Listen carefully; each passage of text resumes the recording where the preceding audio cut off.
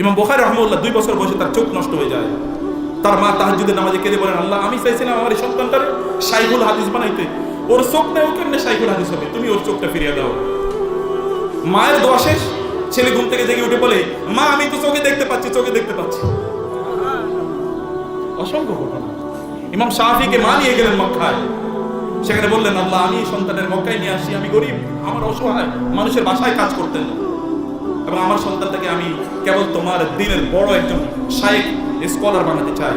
আল্লাহ সুবহানাহু ওয়া তাআলা এরকম বানিয়ে দিয়েছেন। মাদেরকে চাইতে হবে, বাবাদেরকে চাইতে হবে।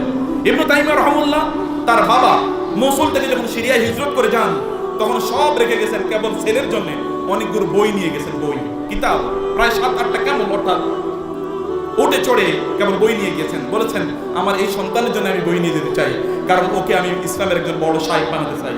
এখন পৃথিবীতে শাইখুল ইসলাম বলেই কেবল ইবনে তাইমিয়ার মনে চায়।